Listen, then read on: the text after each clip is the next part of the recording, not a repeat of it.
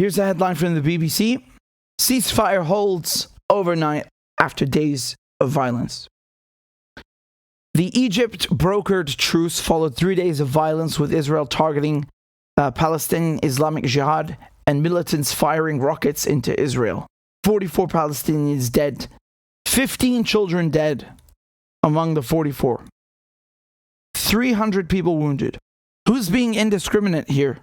I want to say something else. You know, when we're talking about raids into the West Bank, they always call them raids, but when the Palestinians do something in response, it's an attack.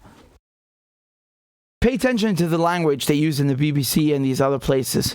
You know, it's really disgusting. Even here, you see they put Israeli aggression into quotation marks. No Israeli casualties. And there were 1,100 projectiles fired from Gaza, with 200 landing inside Gaza. The problem with this is that the Palestinians are saying that the health services are going to collapse. Here's a headline from Al Jazeera. Gaza hospital at breaking point after Israeli bombardment. Palestinian health officials have been issuing warnings of an imminent stop in the provision of medical services due to the lack of fuel needed to operate the electricity generators in hospitals and health facilities across Gaza. The Gaza Strip's only power plant had shut down on Saturday, days after Israel stopped the planned transport of fuel into the territory. I mean, this sentence alone, forget the bombings. Forget the bombings. Forget the Israeli airstrikes.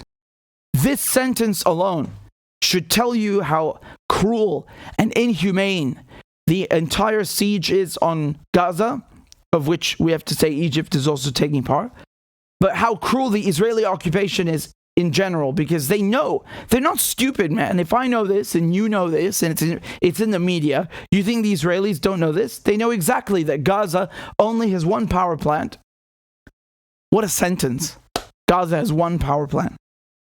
And it needs fuel to operate. And this is the same thing that happened last year. They were also stopping the shipment of fuel into Gaza. And they'll come up with a million different reasons to justify their bullshit. The fuel was going to go to Hamas. Oh, the fuel that had, a bomb hidden inside it. The fuel was actually Islamic Jihad disguised in liquid form. It was a Terminator, Man, it's so disgusting, really. They don't care that people in hospital who are, living on the edge, who are at the edge and living on respirators, or who need, dialysis machines, who need to do an x-ray, who need to do anything that involves a medical procedure. I guarantee that, most of these procedures, they require fuel. You understand? When I say medical procedure, I meant more that keeping people on life support, giving them first aid and all these things. You have to have light. You can't operate without electricity, without light. You can't operate without all the equipment there. You understand what I'm saying, man? Like, nothing functions without fuel. And then, of course, the rest of the country, I mean, never mind that. Health services collapse, and they know this, and they don't care. The hospital's director said that the collapse of health sector was an inevitable result of the 15-year Israeli blockade imposed on the Strip. He added that the electricity crisis only came to exacerbate the sector's woes, paralyzing all departments and especially the intensive care unit, the oxygen generating stations, and nurseries. Do you see what I'm talking about? This is exactly what I meant. He said that, quote, there are more than 25 injuries who need surgeries. There are wounded in intensive care departments in critical conditions. And there are children, women, and the elderly who are injured. The numbers indicate the excessive use of force in the Israeli bombing.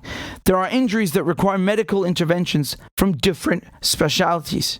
5-year-old girl was wounded, and she was initially transferred to another hospital before being taken to Shifa, which is the main one, due to the complexity of her condition and the medical shortages there. quote, the doctors reassured us that her condition is finally stable, but there's still a concern that she will be able to eat and drink while she's kept under observation. This is from her grandmother. You know, basically what they're doing is they're giving you a glimpse into various people's injuries and how, you know, they need urgent medical care and it can't be provided if the health sector shuts down, which is imminent. So, you know, great, they have a ceasefire. You know, is it going to hold for more than 1 day or 2 days?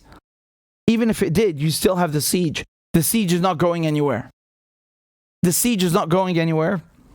And it impacts people in Gaza, impacts their daily lives. It creates so many difficulties for them. They can't rebuild. Israel controls all the materials. Everything that comes into Gaza, the Israelis control. Everything. And they bomb Gaza and then, you know, kick it while it's down. It's disgusting. It's disgusting. Ceasefire, not good enough. It's not good enough. What about the siege? And then, you know, people forget about Gaza. If there are no more airstrikes, okay, whatever. You know, let's move on to the next news topic. And it stays under siege and people are suffering.